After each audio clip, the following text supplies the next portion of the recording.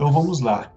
Como é de conhecimento, né, de todos, a água doce ela está distribuída em áreas de drenagem, né, que são então territórios, zonas, né, são as bacias hidrográficas, que no Brasil, por força normativa do artigo 1º lá da Lei dos Recursos Hídricos, correspondem a unidades para a implantação das políticas de recursos hídricos. Por ser um recurso limitado, que também está nesse mesmo dispositivo, no outro inciso, e está distribuído de forma muito desigual nas bacias, a água ela é, em muitos casos, de difícil acesso aos interessados. Então, é um recurso escasso, né? O Marcelo mencionou um caso, que foi a escassez hídrica duradoura, né, na região sudeste, e eu enfrentei muito, eu era coordenador do Rio Doce, né, aqui no estado de Minas, e então peguei a mesma estiagem, né, que vocês enfrentaram no Espírito Santo, e então eu diria que hoje, num cenário de alterações climáticas, né, de incertezas, de crescente poluição, desperdício mesmo, né, aumentam muito assim os chamados, pela Lei de Recursos Hídricos, eventos hidrológicos críticos. São eventos que têm vários nomes, né, conforme a legislação. Na Lei de Recursos Hídricos eles foram batizados como eventos hidrológicos críticos, e que não são apenas as inundações que a gente enfrentou agora, mais recentemente, também aqui em Minas, como no Espírito Santo, mas as estiagens prolongadas. Por sinal, a maior causa de declaração de situação de emergência ou de estado de calamidade não é a inundação, são as secas, né? Numericamente, pelo menos em Minas é o estado que mais declara. A Danusa está com a mão levantada, não sei, Danusa. Desculpa, doutor, interromper. Só para o senhor assumir o controle dos slides, para o senhor poder passar e todo mundo visualizar. Perfeito. Passou, né? Mas eu estou indo numa introdução, fica tranquilo. Não, o senhor está passando, mas o senhor está passando só para o senhor. Aí tem que buscar um botãozinho controlar ou assumir controle. Vi aqui. Aí, passou agora? Não? Não, ainda está comigo o controle. Se o senhor não conseguir, o senhor me sinaliza que eu passo. Eu cliquei no botão, mas de fato ele aparece de novo. Não, então o senhor me sinaliza e pede que eu passe para o senhor. Tá bom, não são muitos slides, não, então vai dar Tá, certo. Jóia. Você pode até passar o primeiro, eu já vou entrar no nosso, que é o tema, né? Mas, como eu ia dizendo, a gente tem os eventos.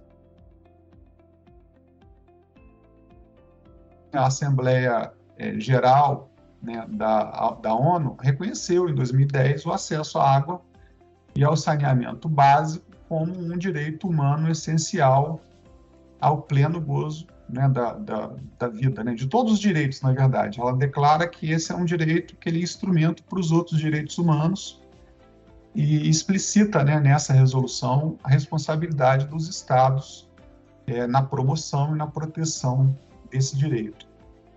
E eu acho que também por aí, né, que caminha muito o marco do saneamento, que a gente chama de novo marco, mas já desde a sua versão original, né, ali com uma pretensão de universalização dos serviços de saneamento, né, abastecimento de água, esgotamento sanitário, drenagem e resíduos, e para garantir a segurança hídrica e o direito ao acesso à água, ganha destaque a ideia de um gerenciamento dos recursos hídricos. Eu diria que um gerenciamento com planejamento e administração dos recursos, né? Especialmente a partir do que a gente chama de gestão integrada do território. Como foi mencionado, né, na terça pelo Zé Alexandre Maximino, a palavra de ordem, quando pensamos no gerenciamento, é a integração. Então, é o gerenciamento integrado, porque ele se relaciona com outras políticas, né? A política de recursos hídricos, ela não caminha solteira, ela não consegue, ela só anda casada. Então, ela tem que estar sempre caminhando, trabalhando com outras. E aí, está projetando aí, vocês estão vendo o slide 2, né? Áreas de restrição de uso. Confere? Entre nós, a lei federal, né, 9433, ela deu aos planos de recursos hídricos, estão dando essa linha de planejamento para uma gestão, um papel importante, né, de autêntica condição para a implementação da política nacional. Eu falo condição porque tem vários outros instrumentos, o plano é um instrumento, mas tem vários outros instrumentos que dependem do plano. Se o plano não for elaborado, outras questões não conseguem sair do papel, não conseguem ser executadas. Então, entre outras questões que estão nessa ideia de conteúdo mínimo, a gente vai perceber ali que está no inciso 10 do artigo 7º, as propostas para a criação de áreas sujeitas à restrição de uso, com vistas à proteção dos recursos hídricos. Então, vou pedir para avançar mais uma, por favor, Dana.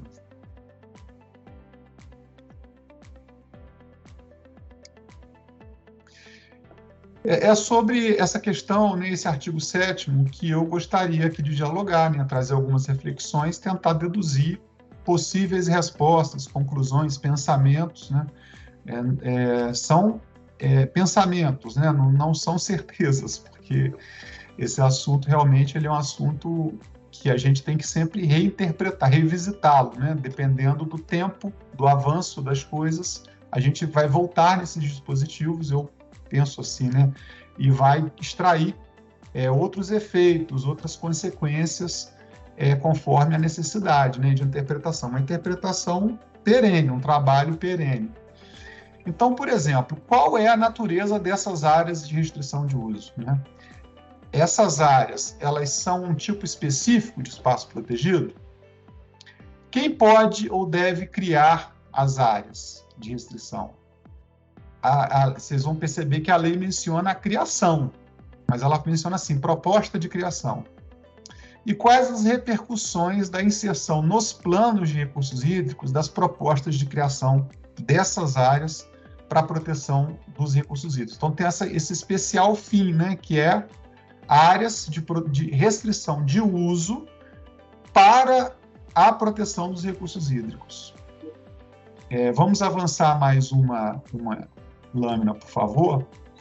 Eu diria que hoje é pacífica a percepção de que o que alguns chamam de crise da água, e aí pensando tanto no excesso de água quanto na falta de água, mas sobretudo na falta de água, né?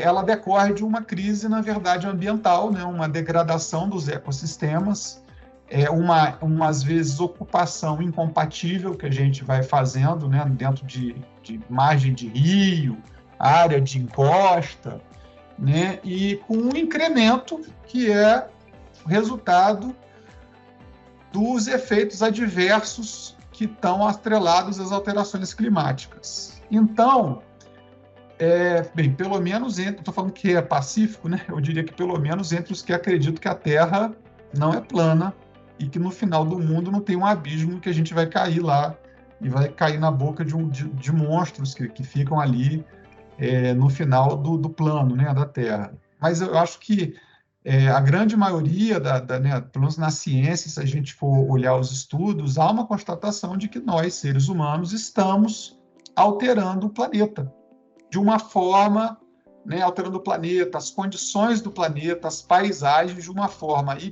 com uma intensidade sem precedentes na nossa breve estadia aqui, na breve história do ser humano na Terra, que é muito curta, se a gente for olhar na história do planeta.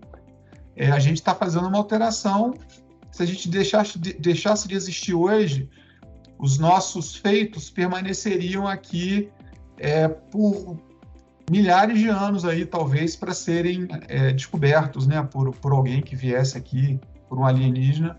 Então, a gente está alterando, de fato, a face, né, a questão que eu atuo, que é o urbanismo, né, é uma alteração sem volta, né, há uma alteração da utilização, né, do uso alternativo, né, como dizem do solo no Código Florestal, que ela é irreversível, né, via de regra, tirando casos excepcionalíssimos. Então, eu acho também controversa a ligação entre os espaços naturais e o acesso à água em qualidade e quantidade, de modo que todos os benefícios providos pela natureza por meio dos seus componentes, por meio dos seus atributos, lá na forma do inciso 3, lá do parágrafo 1º da Constituição Federal, do artigo 225 da Constituição Federal, esses atributos, esses serviços ecossistêmicos, eles são a chave para a manutenção dos chamados usos múltiplos dos recursos hídricos. Então, eu estou colocando aqui, olha, um desenho que é como se fosse uma bacia hidrográfica. Dali você tem a cidade, tem a área verde lá, tem as montanhas,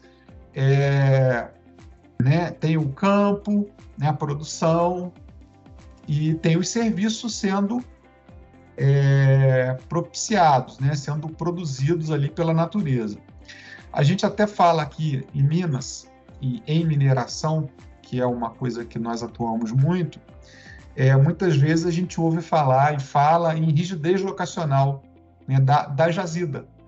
O que significa que o minério, como ele foi formado em determinadas circunstâncias, né, a formação do próprio planeta, muitas vezes ele se encontra em determinado local que afasta a alternativa de explorá-lo em outras condições, né? Ele tem que ser explorado naquele local. Então, os impactos eles vão ter que ser admitidos, né, tolerados, mitigados ou gerenciados ali, porque o minério, né, o ouro, o ferro, o diamante, ele não vai ser encontrado em outro local. Ele não vai poder, eu não vou poder falar, olha, vou para outra área explorá-lo. Não, só pode ser explorado naquele local. Então, por exemplo, aqui na região da Grande BH, da região metropolitana, tem muitas barragens de mineração, é o quadrilátero ferrífero, e tem muitas explorações de minério, muitas. Quem vem aqui em Belo Horizonte, quem vem pelo Rio, por exemplo, vai passar, vai ver um monte de caminhão de minério, trem de minério, as árvores, né, a estrada toda com aquela coloração vermelha de ferro, porque o minério está ali sendo explorado, circulando, ele não pode ser explorado em outra condição, ele só está disponível ali. Então, eu diria, uma reflexão aqui, que também não é desarrazoado a gente pensar numa rigidez locacional, a rigidez não tão forte quanto a do minério, mas numa rigidez locacional dos recursos hídricos, né? Que a água, ela também está em determinadas situações, e eu até diria, né, que ela, dada a dimensão que ela tem, a multidimensão, a água é um monte de coisa, né? Ela é direito, ela é uma substância, ela também um recurso mineral, ela é um recurso mineral. Então, a gente pode transpor, né, essa questão da rigidez locacional para a água, né? Então, existe uma rigidez locacional que tem a ver com a já referida distribuição desigual dessa água na bacia hidrográfica, né? Pode avançar mais uma, por favor, Dani? E aqui também mais uma lâmina comparando a infraestrutura verde com a infraestrutura cinza, né, que a gente fala que é a infraestrutura artificial. Então, o meio ambiente, ele já tem ali áreas de recarga, reservatórios, drenagem, áreas para absorção, que são as áreas que são permeáveis, né, que a gente busca, muitas vezes, reproduzir, né, dentro de uma infraestrutura artificial. Então, aqui também, nessa lâmina, está demonstrada, né, tentando ilustrar como funcionam esses serviços. E eu diria que a distribuição nas bacias hidrográficas, ela não se dá só em razão do espaço, não só em razão da localização dos cursos d'água, dos aquíferos, mas também em razão da dinâmica do tempo, né, do ciclo hidrológico, da época do El Niño, do fenômenos mundiais, né, de clima. E eu vou voltar a falar, né, dessa questão do espaço e tempo mais adiante, mas apesar de toda a tecnologia, então, desenvolvida, né, por nós, seres humanos, grandes obras, né, como é o caso lá de Belo Monte, transposição do Rio São Francisco, construção de reservatórios, entre outras, o ser humano ele ainda não é capaz de emular todos aqueles serviços providos pela natureza que estavam ali nas lâminas anteriores, e o ciclo hídrico, por exemplo, né, recarga dos lençóis freáticos, filtragem, a proteção das águas, proteção do solo, os recursos hídricos que são propiciados, a proteção hídrica, né, que é propiciada pela preservação, pela área de preservação permanente, a mitigação de fenômenos extremos, as secas, enchentes, né, até a questão da regulação da temperatura do clima, né? Aqui, em Belo Horizonte, por exemplo, tem uma área que construíram muitos prédios altos, é dessa direção que vem o vento sul, o vento frio, né? Chegando agora a frente fria aqui também, né? Então, eles construíram prédios muito altos, que é um bairro que chama Belvedere. Então, quando você chega lá, na cidade de Nova Lima, a temperatura cai muito. Então, quando você vem para o centro de Belo Horizonte, ou para Belo Horizonte cidade, né, para o contorno, que a gente fala, para dentro da Avenida do Contorno, você percebe que a temperatura muda muito, ela esquenta, né? É o microclima, né, que está sendo alterado pelas nossas intervenções. Mas esses serviços todos são prestados pela natureza, então essa compreensão da imprescindibilidade desses serviços, ou de uma infraestrutura natural, ou a gente poderia falar infraestrutura verde, ou também falar soluções baseadas na natureza, são sinônimos, né? Isso demanda consideração no gerenciamento dos recursos hídricos da criação de espaços protegidos, né? Das áreas de restrição de uso, né? Então, a compreensão, que eu diria, se a gente for pensar, tem uma função social, que é reconhecida pelo direito, e tem uma função ambiental. E tudo que opera e interage com o meio ambiente tem a sua função ambiental, né? Então, ao invés de construir uma rede de drenagem, é possível que uma cidade ela se utilize de áreas naturais de vegetação, por exemplo, mantidas de propósito, né, estrategicamente, por uma decisão do ser humano, em uma paisagem. Elas já estavam ali por causa da natureza, ou não estavam, elas vão ser plantadas e vão ser mantidas ali para desempenharem a função ambiental de proteção, por exemplo, do solo, de escoamento da água, infiltração de água. Isso está previsto no Estatuto da Cidade, expressamente. Está lá que áreas verdes municipais podem ser pensadas para redução da impermeabilização nas cidades. Muitas cidades têm hoje normas, né, dispositivos legais, trazendo lá um percentual de permeabilização. Isso está no Estatuto da Cidade, lá no 42A, né, do Estatuto da Cidade. E funciona dentro de um sistema integrado, como mencionei, que é o sistema de recursos hídricos, não está sozinho, ele sistema de proteção e defesa civil, com o sistema, com as políticas, né, de regularização fundiária, por exemplo, e empreendedores cada vez mais de abastecimento de água, por exemplo, de geração de energia hidrelétrica, ainda que eles não queiram suportar com o ônus financeiro de preservação e conservação, cada vez mais eles entendem que essa conservação ela é um investimento, né? Ela não é só um gasto, ela é um investimento, ela não é só um ônus, ela tem um bônus também. Proprietários rurais também, né? Então aí os programas de serviços ambientais, a gente tem aqui em Minas, né, em Extrema, mas em várias outras cidades, tem um que foi promovido pelo próprio Ministério Público numa iniciativa, que até ganhou um prêmio do CNMP ano passado, ano retrasado, e que foi o programa Oásis Brumadinho, que não tem nada a ver com o desastre de Brumadinho, né? É uma iniciativa de pagamento de serviços ambientais. Então, os proprietários rurais, que são produtores de água, eles também já adotam largamente práticas, né, conservacionistas para assegurar o bom funcionamento. Então, não há novidade, isso que está escrito nessa lâmina, né, que está sendo projetado, não há novidade. Há vários exemplos conhecidos, históricos e recentes, de iniciativas de conservação dos recursos hídricos para a proteção do meio ambiente, né, da qualidade de vida, mediante a estipulação, eu diria, negociada ou imposta por lei, de um regime jurídico especial para uma área, para um espaço, baseado em graus de imodificabilidade, né? De alguma forma, esses regimes jurídicos eles querem que determinadas áreas fiquem com a característica X, né? Então, por exemplo, se a gente for pensar nas áreas verdes, o Código Florestal ele fala que as áreas verdes elas não são disponíveis para moradia. As áreas verdes não são disponíveis para moradia. Então, ele está dizendo que ele tem um regime especial para a área verde, uma vez instituída, né? E você tem o Parque de Yellowstone, né?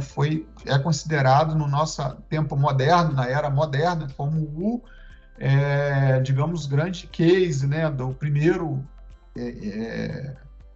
iniciativa que teve essa mentalidade, essa visão, embora a gente tenha essas práticas mais antigas, né, da Idade Média e até antes, né, até antes de Cristo, em que um rei, o imperador determinava proteger uma área.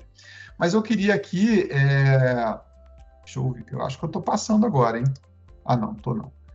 Danusa, se você quiser avançar mais um, eu queria até destacar, né, um caso que o Brasil, na verdade, é pioneiro, que é o Yellowstone de 1872. Né? E se a gente for olhar na nossa história, em 1861, portanto, antes de Yellowstone,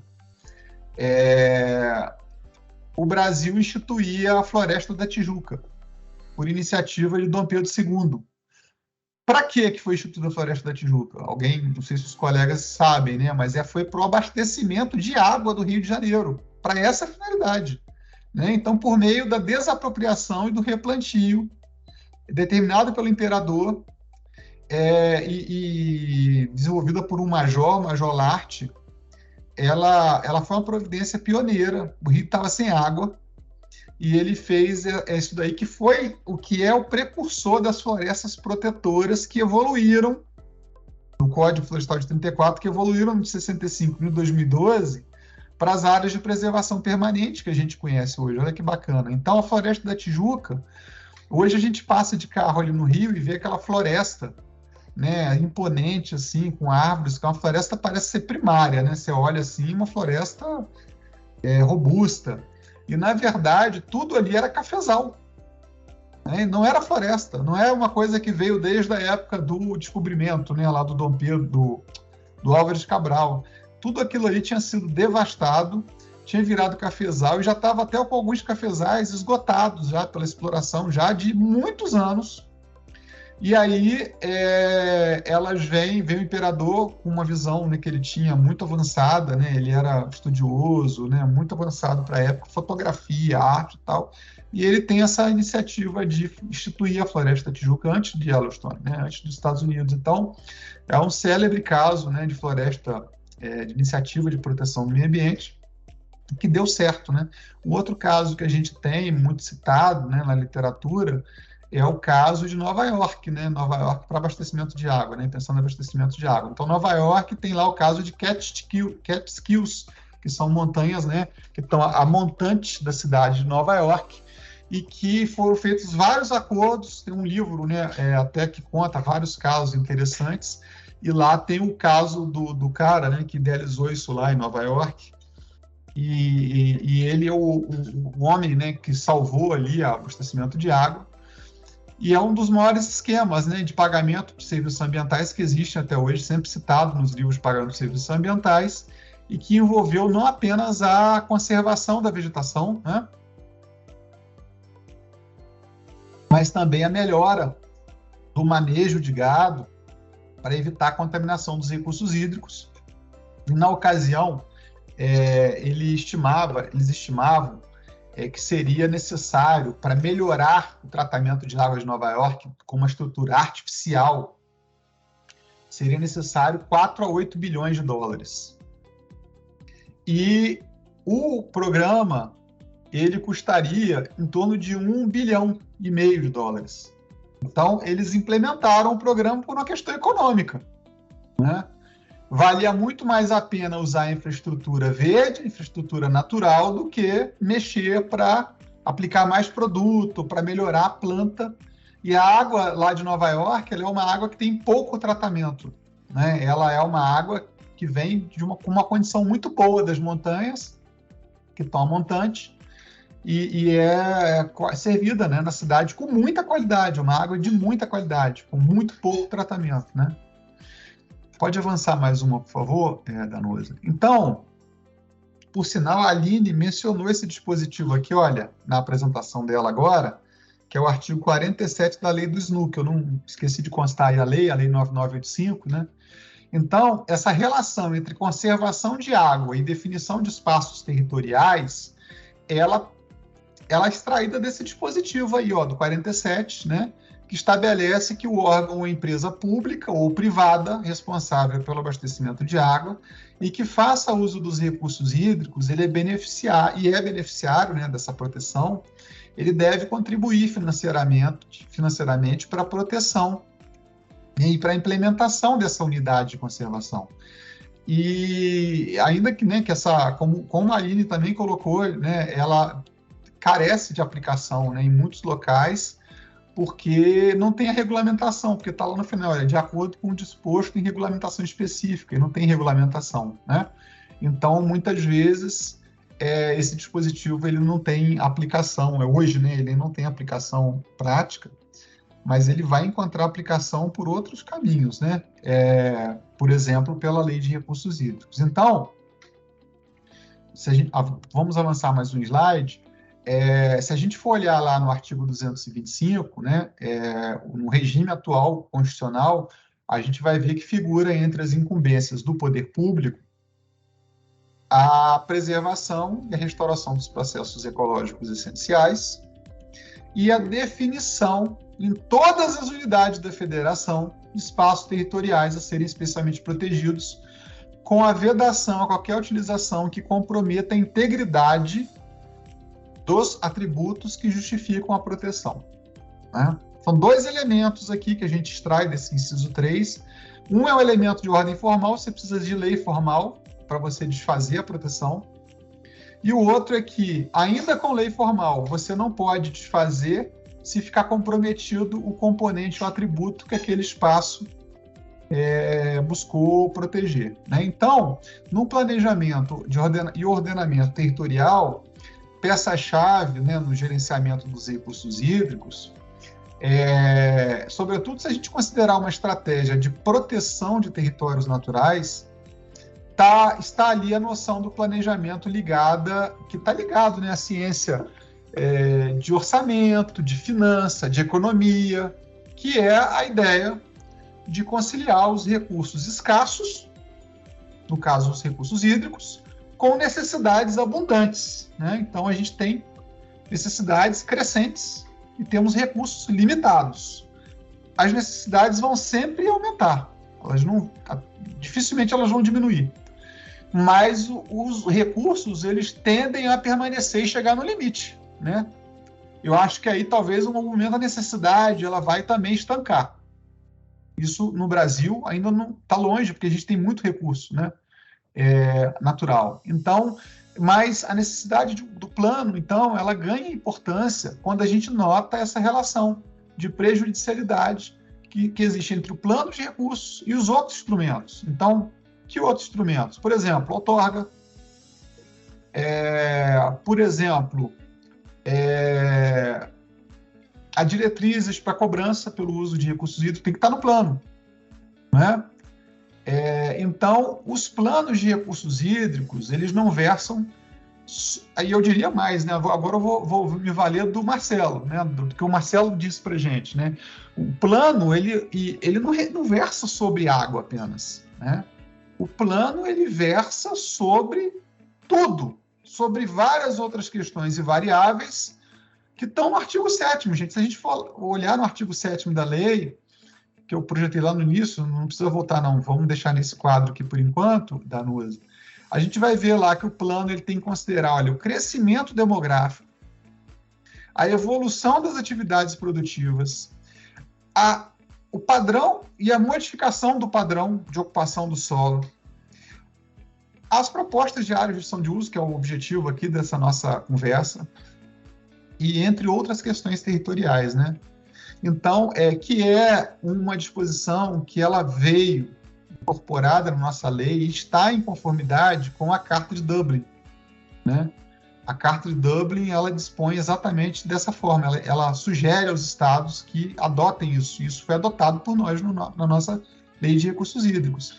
E a gestão integrada do território, ela se dá dentro dessa perspectiva integradora, né, das dinâmicas sociais do território, e aí considerando aí o social, o econômico, o ambiental e os mecanismos de governança, e com essa ideia de transdisciplinaridade. E aí, gente, se a gente for olhar no Estatuto da Cidade, tem uma norma que fala que o plano diretor do município ele está submetido ao plano de recursos hídricos. Então, o plano diretor do município ele está sujeito, ele está subordinado ao plano de recursos hídricos. Existe uma relação entre eles, tanto de amplitude, né, que o plano de recursos hídricos ele não vai descer nos detalhes do município, ele é macro. Mas o que eles dispõem, o plano diretor não pode contrariá-lo. Se ele contrariar, você vai ter uma violação desse dispositivo do Estatuto da Cidade, que permite que nós, por exemplo, promotores, possamos impugnar o plano diretor ou determinada aplicação de uma norma, né, porque ela está contrariando, inclusive, se mostrando inconstitucional. Inconstitucional porque ela está ferindo a disciplina geral federal do Estatuto da Cidade, né? Por uma norma municipal, a competência municipal ela não é sem limites, ela deve obediência a uma norma geral federal, que é a Lei 10.257, que remete à Lei 9433, né, de 97, a Lei de Recursos Hídricos. Então, a bacia hidrográfica não é água apenas, tá? E água não é o único elemento a ser considerado na gestão territorial, senão a água é aquilo que é o link, né? Que é o que liga, o que propicia o tratamento disso no plano de recursos hídricos, né? Com as facetas ali sanitárias, ambientais, sociais, econômicas, culturais, né? Dentro de uma compreensão finalística, né? De ações que a gente fala, né? O meu mestrado foi gestão integrada do território, né? Que territorializa o espaço. Então, você tem o espaço, quando você começa a pensar na finalidade do espaço, você tem a territorialização, né? Que você pode desterritorializar, territorializar, e aqui há uma territorialização por parte do plano de recursos hídricos. Então, vocês vão ver, pode avançar, Danusa, mais uma. Tem uma resolução lá do Conselho Nacional de Recursos Hídricos que trata do plano, que é a resolução 145 de 2012. E ela estabelece lá que os planos de bacia devem considerar os demais planos, programas, projetos, porque nós temos o plano de áreas protegidas, nós temos o plano de ação climática, né? Nós temos o plano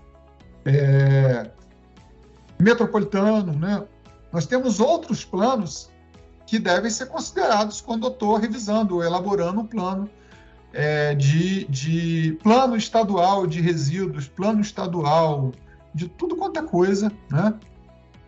Então, o plano de recursos hídricos, ele deve, e os planos de bacia especial, porque nós temos o plano também estadual e temos o plano da bacia. Esses planos, eles devem considerar esses recursos e esses planos, esses programas, esses projetos, esses estudos que estão relacionados à gestão ambiental, né, aos setores usuários, ao desenvolvimento regional, à gestão dos sistemas estuarinos, né, onde eles existem, as zonas costeiras, né? Nós não temos isso em Minas, ô tristeza. Mas agora tem a permuta, né? Quem sabe, né, no futuro aí, né, Marcelo? Então, o fato é que as bacias hidrográficas e os planejamentos, eles coroam essa ideia, né, de gestão integrada, e que ela vem a partir dos anos 80 como uma resposta a essa pressão crescente que existe sobre os recursos hídricos, né, sobre o sistema de recursos hídricos. Eu diria que não por acaso, embora possa parecer que o plano de recursos hídricos, à primeira vista, ele diga a respeito, vamos pensar no plano de bacia, de um plano para tratar de um dado problema, ou de uma série de problemas, de um dado espaço físico, que seria a bacia hidrográfica, conforme eu mencionei, há também uma projeção, porque o plano ele é para o futuro, né? Concordam? Então, o plano é para o futuro. Então, o plano ele vai acabar tratando de uma questão que diz respeito ao tempo, não só ao espaço.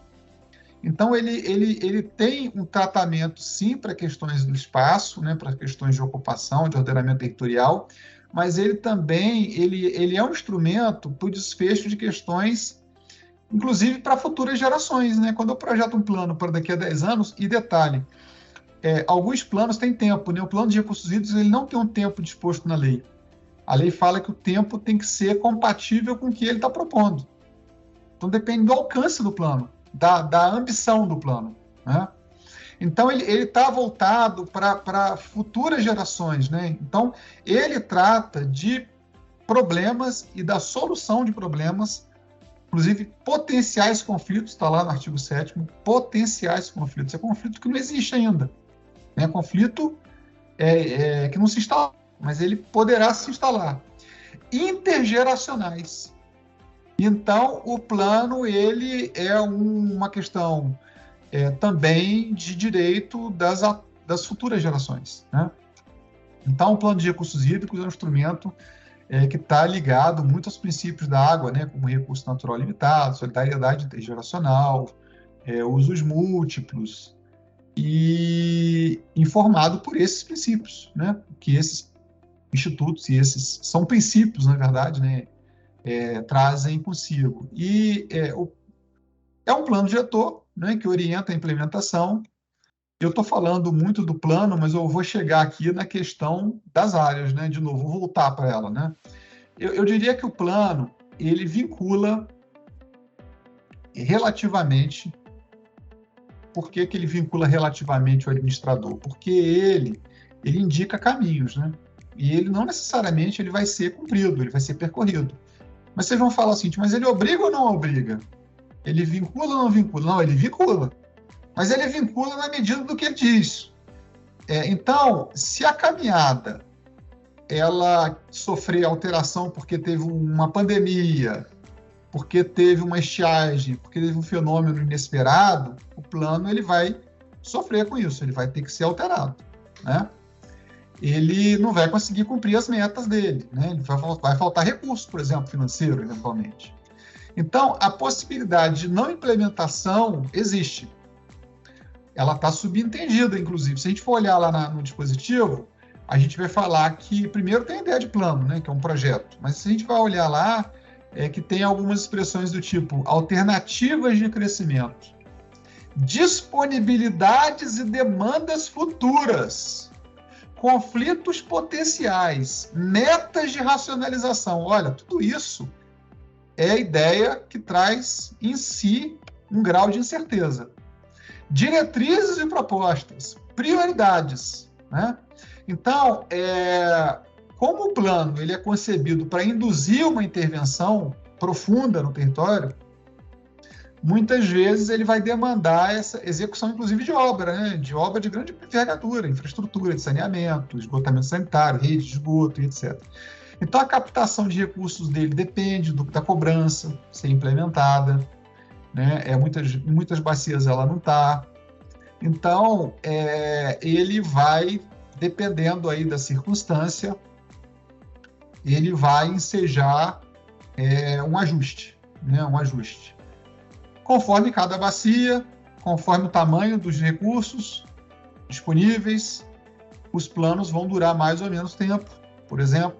E se nós considerarmos a disposição essa, né, que fala que ele é conforme o que ele projeta de programa, de projeto, combinada com o princípio da efetividade, que inclusive está também no artigo 225, está lá exposto na efetividade, no 225, no parágrafo 1º, a gente pode pensar que o horizonte do plano ele não pode ser também utópico, ele tem que ser, de alguma forma, pragmático, ele tem que ser minimamente realista, né? Então, vamos avançar mais um slide. Se a gente for pensar nas áreas de restrição de uso, então eu diria que essas áreas, elas são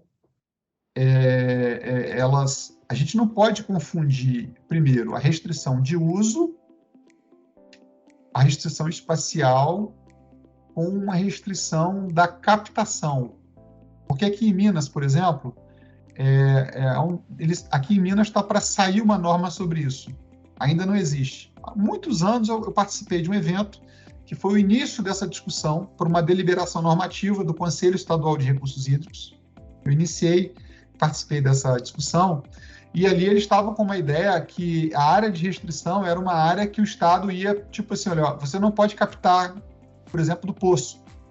Essa era a ideia inicial. Pode até ser que essa ideia ainda seja uma ideia acolhida numa norma infralegal, mas eu, olhando o artigo 7º da Lei de Recursos Hídricos, eu acho que não é possível a gente confundir uma restrição espacial, né, que eventualmente seja necessária para a proteção de recursos hídricos, com a restrição ao uso em si, que pode ser efetivada com outros instrumentos da Lei de Recursos Hídricos. Então, por exemplo, a gente tem a solução administrativa de conflitos relacionados a recursos hídricos, é uma competência do Comitê de Bacia Hidrográfica.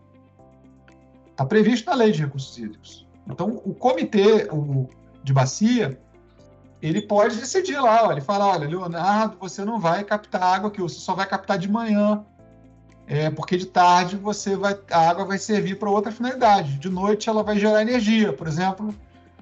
Então, pode ter uma decisão assim. Foi feita, por exemplo, no São Francisco, esse problema que a Aline trouxe, do rio que não chega no mar, é um problema que é enfrentado pelo São Francisco. E uma tentativa de solução foi você, para navegar, para compatibilizar a navegação, era você ter vazões, e tinha um interesse muito grande de captar água, tinha gente precisando de água a montante, e lá na Foz o pessoal precisando que viesse água, porque também quando o rio não tem força para entrar no mar, o mar avança e vem a cunha salina, né, que causa o quê? A esterilidade do solo. O sal, ele torna o solo infértil, né? Ele impede que eu utilize o solo. Então, à medida que o mar avança, ele avança ali também por baixo, né? Gerando esse efeito. E isso foi constatado lá no São Francisco, e havia a navegação, um outro uso que não conseguia ser desenvolvido. Então, uma tentativa que não funcionou também bem, né? O conflito acabou tramitando, não foi, eu estudei esse caso para o doutorado, e eu acho que ele não foi bem resolvido no Comitê de Bacia. Ele acabou sendo avocado, né, digamos assim, pelos órgãos, né, pelo IBAMA, pela ANA, e finalmente pelo Supremo Tribunal Federal. Bem, mas isso não importa, está fugindo aqui do nosso tema, mas o fato é que o plano ele pode dar diretrizes para que o Comitê de Bacia decida conflitos, para que o órgão que outorga, por exemplo, possa suspender outorgas. O órgão pode suspender outorga, porque a outorga que não está conforme o plano, ela pode ser suspensa pelo órgão que concede, que não é o Comitê de Bacia, né? Via de regra, é o órgão gestor dos recursos hídricos, né? Aí no Espírito Santo, acho que é a AGER, né? Que é a agência, e aqui tem o IGAM, né? Então, vamos avançar mais uma lâmina. Nesse contexto, eu diria que, buscando responder, então, as perguntas que a gente formulou lá, né? Se a gente for pensar na Lei 9433, a gente acho que os órgãos do CISEMA, eles não criam aqueles espaços, do CISEMA não, do SINGRE, do Sistema de Recursos Hídricos, de Gerenciamento dos Recursos Hídricos. Eles não têm competência para definir ou implantar áreas de restrição de uso, né? A lei fala propor. Então, só que quando ele propõe, ele vincula o administrador dos municípios com o plano diretor, e ele vincula as decisões dos administradores que vão criar unidades. Eles vão ter que ou criar aquela unidade ou justificar que não estão criando, porque não tem recurso, ou porque a unidade não vai servir para aquela finalidade, mas vai ter que ser uma questão motivada. Então, ele torna obrigatória a elaboração da proposta. A proposta é condição do plano. ela é obrigatória no plano. O plano que não tem a proposta de criação, ele é um plano que não tem um conteúdo mínimo, portanto, ele não tem conteúdo obrigatório. No Rio Doce, a gente pediu uma recomendação do Ministério Público de Minas e Ministério Público Federal para que fosse criado na revisão do plano, porque o primeiro plano do diretor do Rio Doce, ele não tinha as propostas. Ele falou que ele criou um programa porque ele não tinha elementos para criar, né, quando ele foi criado o primeiro plano inaugural. Então, nesse plano inaugural, ele instituiu um programa para que na revisão, para que ele fizesse esse programa, levantando informações, e ele pudesse, na revisão, propor a criação desses espaços, né? E aí, propor não é o mesmo que criar. Então, eu acho que quem cria são outros órgãos, né? E a simples inclusão da proposta, ela não significa que vai efetivamente virar aquilo uma unidade, mas ela é muito importante, né? E também é necessário a gente ponderar aqui que os planos ele tem esse aspecto programático, né? Então, ele está evidenciado ali no artigo 7º, né, nessas expressões que estavam na lâmina anterior. Então, eu diria mais que a gente tem um dispositivo interessante que está na lei do SNUC, na lei 9985, que quando a lei 9985 foi editada em 2000, ela falou o seguinte, olha, com a edição dessa lei, essas são as unidades de conservação. Todas as outras unidades que forem criadas, elas vão ter que ficar nessas categorias. Você não poderá inventar outras categorias, porque até então você vinha criando espaço verde, espaço não sei o quê, reserva ecológica, reserva extrativista. Cada hora que criava um espaço, dava-se um nome novo para aquilo. Então, a Lei 9985, ela trouxe essa disposição. E ela falou mais, ela falou, olha, além de você não poder criar outra categoria, você vai ter que, num prazo X, você vai ter que era de 5 anos, você vai ter que reavaliar todas as que existem, que foram criadas antes, tá? Para adequá-las, para enquadrá-las dentro dessas aqui da lei do SNUC, que são de uso sustentável e de proteção integral. Então, a gente poderia falar assim, será que essas áreas de restrição seriam unidades de conservação? Eu penso que sim, também, mas não só as unidades de conservação. Todos os espaços protegidos podem ser áreas de restrição se forem para proteger os recursos hídricos.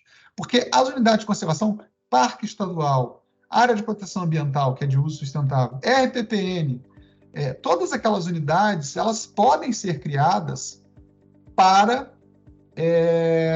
proteger recursos hídricos. Muitas delas têm nos seus atos de criação, nos seus decretos, nas suas leis de criação, esse intuito de proteger, por exemplo, um recurso especial, uma cachoeira, um lago, um complexo de lagos e assim por diante. Então, nesse contexto, eu diria que compete ao sistema de recursos hídricos, né, comitê, propor a criação via plano de recursos hídricos e, a partir do diagnóstico de bacia e de outras informações, a criação compete, né, aos variados entes que podem criar, municípios podem criar, estados podem criar, a União pode criar, e assim por diante, na forma do inciso 3. Né? Então, essa é a primeira conclusão que eu, né, tiro aqui, que compartilho com vocês. E eu acho, então, que esse dispositivo lá do artigo 7º ele tem uma vocação muito mais de integração, aquele sentido, né, da integração que foi falado pelo Zé Alexandre, entre os sistemas de recursos hídricos, o sistema de meio ambiente, tem um sistema de unidade de conservação, que é um sistema também à parte, né? E entre tantos outros sistemas, né, concebidos pela legislação. Ou seja, o plano, uma vez posto, ele funciona como um driver, né? Como um mobilizador para definição e ampliação dos espaços protegidos. Então, não é uma via de mão única, é uma via de mão dupla. Porque se a gente for ver o decreto que trata do Plano Estratégico Nacional de Áreas Protegidas, o PENAP, a gente vai ver que ele ali tem entre os objetivos e a ampliação do SNUC, né, a integração do Programa de Áreas Protegidas com as demais políticas, entre elas a de recursos hídricos, e o SNUC também, né? E também o sistema florestal, o Código Florestal, né? O sistema de proteção de florestas, de áreas verdes e tal. Então, assentadas essas premissas aqui, já vou encaminhando para o final, eu diria que as áreas de jurisdição não são um espaço sui generis, não são um espaço específico, né? São todos espaços virtualmente, né, possíveis. E se a gente for levar o plano de recursos hídricos ali em consideração, a gente vai encontrar várias unidades, sítios Ramsar, né, que são as áreas úmidas, né, que são as áreas mais antigas protegidas, tem, né, no direito aí moderno, né, internacional. As áreas de preservação permanente também, reserva legal. Se a gente for olhar, o próprio Código Florestal, ele menciona o plano de bacia para ele definir aonde vai ser a reserva legal e aonde vai ser várias áreas verdes. Ele faz esse link com o plano de bacia. Inclusive, ele permite que recursos da cobrança da bacia, eles sejam utilizados para implementar espaços, né, para implementar áreas verdes. Então, é interessante, a gente tinha na Lei 6766, lá no artigo 13 e 14, por exemplo, as áreas de proteção especial. Eu acho que essas são espaços protegidos em extinção, porque elas estão antes da lei do SNUC. Então, elas não podem mais ser criadas. Eu entendo que elas não podem mais ser criadas. Mas as que existem continuam valendo até que elas sejam recategorizadas, que elas sejam reavaliadas na forma do dispositivo lá da lei do SNUC. Então, a APE, Área de Proteção Especial, que em Minas a gente tem muitas. Enquanto não vier alguém lá reavaliar e falar, ó, isso aqui é um monumento natural, isso aqui é um parque, isso aqui é uma área de proteção ambiental, elas vão continuar valendo. Interessante que elas eram feitas para valer em cidades, né? Elas são áreas que estão na lei de parcelamento do solo urbano, a lei 6766, lá no 13 e 14. Então, elas são compatíveis, digamos, com cidades, porque muitas unidades de conservação não são compatíveis, né, com cidades.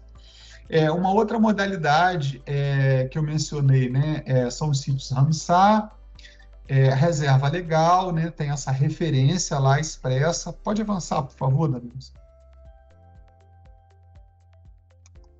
E aqui já tenho tudo o que eu disse, eu me antecipei aqui. As áreas de proteção especial, né, que são essas que eu mencionei por último, olha, estão lá no artigo 13, pode avançar. Os sítios Ramsar, pode avançar. A reserva legal, né, que eu mencionei também, podemos avançar. Então, colegas, eu acho o seguinte, dependendo do grau de definição do plano de recursos hídricos, se ele for muito detalhado, por exemplo, trazendo estudos para a criação de uma unidade em tal lugar, que é da bacia, que é a área de recarga, se ele trouxer estudos muito detalhados, ele vai vincular mais o administrador. Se o plano for mais geral, for mais genérico, ele vai vincular menos o administrador. Eu acho que essa é a tônica. E nós, promotores, temos que fiscalizar se os planos de recursos têm essas propostas de criação de unidade de conservação. E se não tiverem, a gente tem que recomendar e demandar. Eu tenho uma recomendação, né, essa que foi feita no Rio Doce, e se for o caso, nós temos que ajuizar a ação para que essas propostas entrem no plano, né? Se o plano está diagnosticando a situação da bacia, está identificando onde que precisa preservar, onde que é a recarga, onde é mais importante, ele precisa estabelecer o que ele entende como uma proposta de criação. E agora a gente tem um elemento novo, né, que cria uma utilidade nova para esse dispositivo, que é aquela lei que foi alterada, a Lei 14.275, que permitiu que os municípios façam a redução das APPs, né? Tem várias inconstitucionalidades nessa lei. A Abrampa, inclusive, entrou lá na ação, né, que é promovida no Supremo Tribunal Federal, colaborando. Mas se a gente for olhar um plano bem feito e com a proposta de criação e de proteção de áreas, ele pode ajudar quando a gente tiver de tratar essas questões nas leis municipais, né, que os municípios estão editando. Aqui eles estão editando em Minas. A gente já entrou com algumas ações civis públicas, tá? essa discussão está assim, são 853 municípios, então a gente tem muito potencial, né, para problemas, inclusive problemas que vão gerar uma ruptura desse planejamento de recursos hídricos, porque imagina, numa mesma bacia, cada município estabelecendo uma disciplina para a APP. Isso é, assim, aquém do mínimo previsto na legislação federal, aquém da referência do Código Florestal.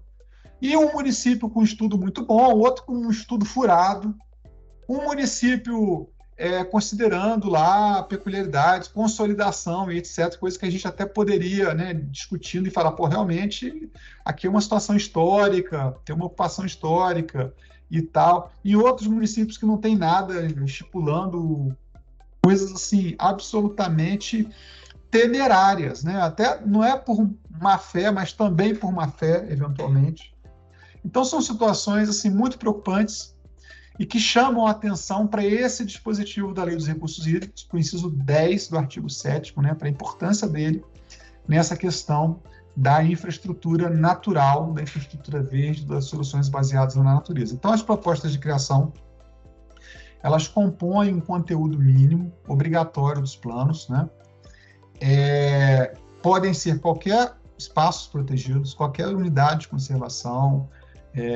A restrição, ela não diz respeito só ao uso da água, ela pode versar, hipoteticamente, sobre qualquer uso, a restrição, né? A restrição para a criação da unidade. Eu posso falar, olha, eu preciso de uma unidade para que nessa determinada região eu não tenha, por exemplo, plantio de tal cultura, que ela é muito nociva, por exemplo, para essa proteção que eu quero instituir. Eu não quero que ele tenha cidade, por exemplo, eu não quero que tenha parcelamento do solo nessa região. Então tem que ser uma unidade compatível com essa proteção. Eu quero proteger uma questão histórica, eu quero proteger uma questão turística. Então, por exemplo, poderia ser um parque, né? O plano pode indicar, dar essas diretrizes. E embora sejam espaços de proteção, que o plano ele pode ou não indicar também a unidade que ele quer que seja criada. Quanto mais ele for detalhado, mais ele vai vincular o administrador, né? Se ele só fala assim, olha, eu quero um espaço para proteger a água, ele é mais genérico. Se ele fala, olha, eu quero um espaço para proteger a água, de modo que ali, naquela região, não haja aplicação de agrotóxico, por exemplo. Eu quero essa proibição para aquela região, porque aquela água é uma água especial, aquela água é uma água para abastecimento humano, e assim por diante, né? Bem, então eu acho que em linhas gerais é uma ideia que eu queria, né, compartilhar, que eu queria trazer aqui.